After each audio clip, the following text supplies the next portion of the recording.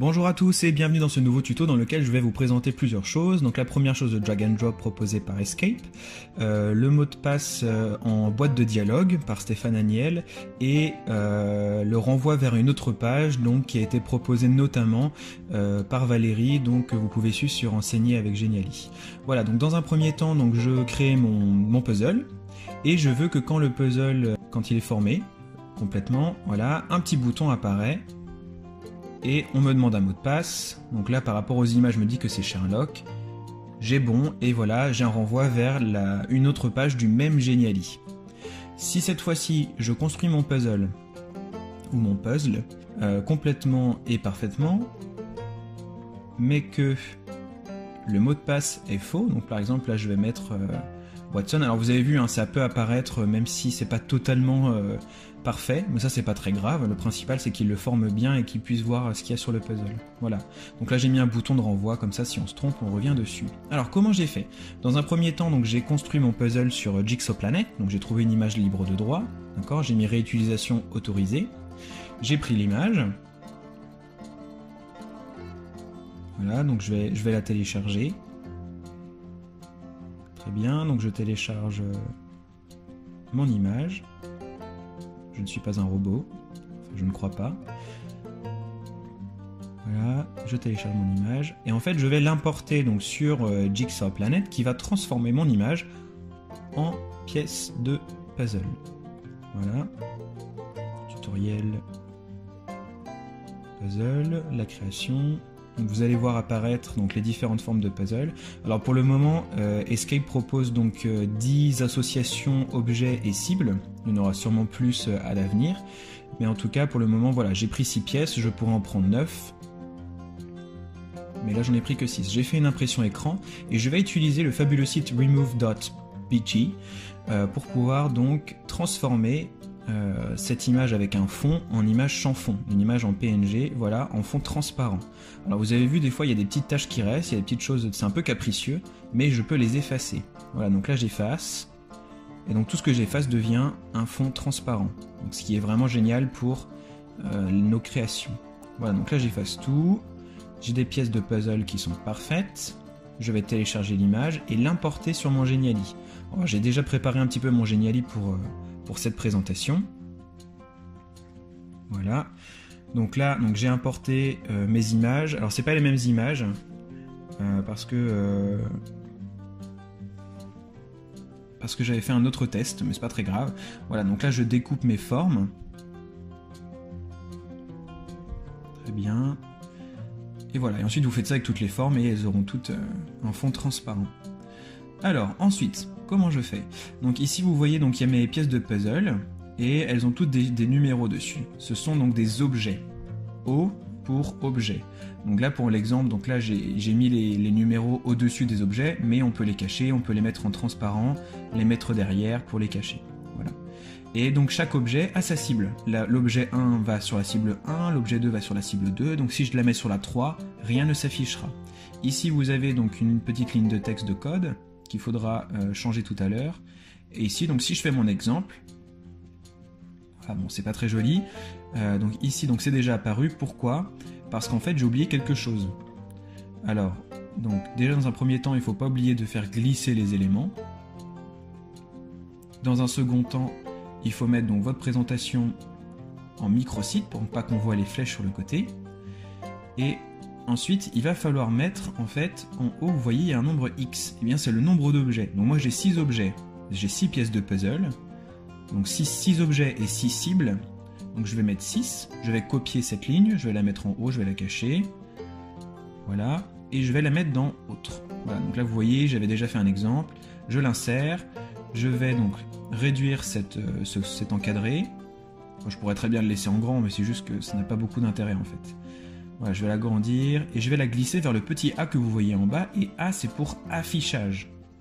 Donc c'est-à-dire que ce qui va être l'objet qui va être avec mon affichage va s'afficher dès lors que mes 6 objets auront rencontré leur cible. Donc dès que ma cible 1, 2, 3, 4, dès que mes cibles 1, 2, 3, 4, 5, 6 seront remplies par mes objets 1, 2, 3, 4, 5, 6, alors la flèche apparaîtra, comme par magie.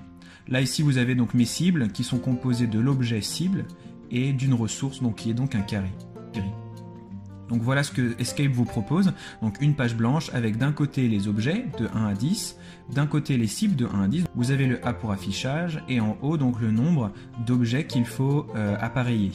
Voilà, donc là vous avez mes 6 objets et vous avez mes 6 cibles.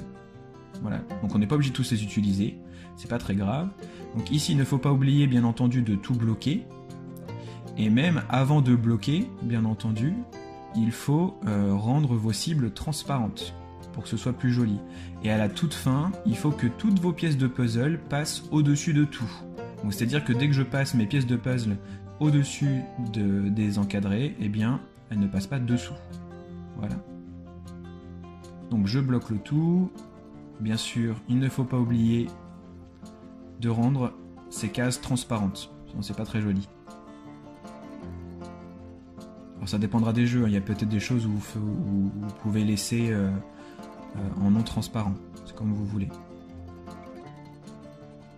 Voilà, donc tout est transparent, mon jeu est presque prêt. Je vais mettre le cadre qui est très important parce qu'il faut que les joueurs sachent où placer les pièces. Si vous ne mettez pas de cadre, en fait on va pas savoir où créer le puzzle et la magie n'opérera pas. Voilà. Donc là si je fais mon petit test, voilà, ça fonctionne. Parce que, bien sûr, j'ai mis donc, ma flèche en bas qui va apparaître dès lors que j'aurai terminé ce puzzle. La flèche va apparaître car elle est associée avec le A de affichage et le nombre d'objets et de cibles que j'ai pu mettre. Voilà, donc là elle est apparue et je n'ai pas encore mis ma ligne de code pour que la boîte de dialogue apparaisse. Voilà, donc quand j'ai fait tout ça, je fais donc fenêtre et je vais ajouter un script, voilà, HTML. Donc c'est ici que je vais mettre mon code. Quel est le code? Alors, donc il y a un code bon et un code faux, bien entendu, ça c'est important, il faut 2 pages. Et ici, donc je vais reprendre le code de Stéphane Aniel et que j'ai couplé avec la petite astuce de Valérie. Voilà, donc dans un premier temps, il me faut l'URL ici de mon Geniali. Voilà, donc je prends mon URL, je l'enlève, donc j'enlève mon texte. Donc tout ça, je vais le mettre dans les commentaires, hein. Le code, ainsi que les liens vers les articles de Escape. Voilà, donc ça y est, donc j'ai mis mes liens de Geniali, et maintenant il va me falloir quoi? Il va falloir que j'insère donc l'identité de la page, voilà, que je veux être en premier. Donc c'est le code bon. Donc ici je prends tout ce qui est après container, sans le tiret, et je vais enlever la page est correcte, donc la page si le code est correct, et je vais faire la même chose avec l'autre. Donc cette fois-ci, il va s'agir du code de la page. Voilà, si le code est faux, je vais aller là. Voilà, je remplace la page si le code est faux, je colle mon code, voilà, et maintenant ce que je vais faire, c'est que je vais tout copier,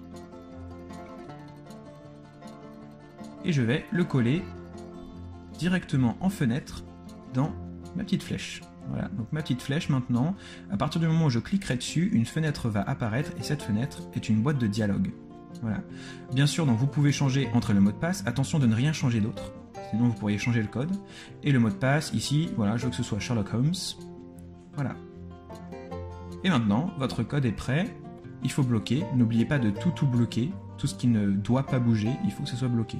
Rappelez-vous, pour aller plus rapidement, vous pouvez faire CTRL-M pour afficher tous les éléments et bloquer ce que vous voulez. Voilà, donc ici bien sûr il faudra mettre les pièces de puzzle au-dessus de mes O4, O2, mes objets, mais tout est prêt.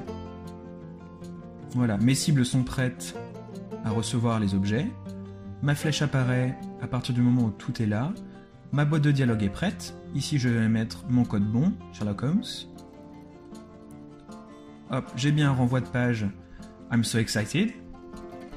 Et ensuite, donc si le code est faux, donc je fais la même chose. Faut tout tester, hein, pas le choix. Faut le tester plusieurs fois, sur téléphone, sur tablette.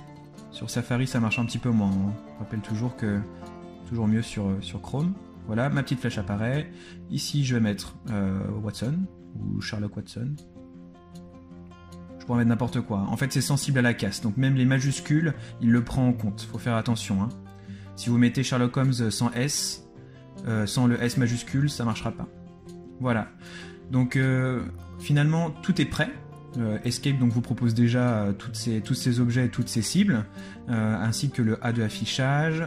N'oubliez pas en haut donc de mettre le nombre d'objets que vous voulez intégrer, mais vraiment tout est prêt à utilisation, c'est vraiment génial. Et les utilisations sont aussi diverses que votre créativité, donc là tout peut arriver.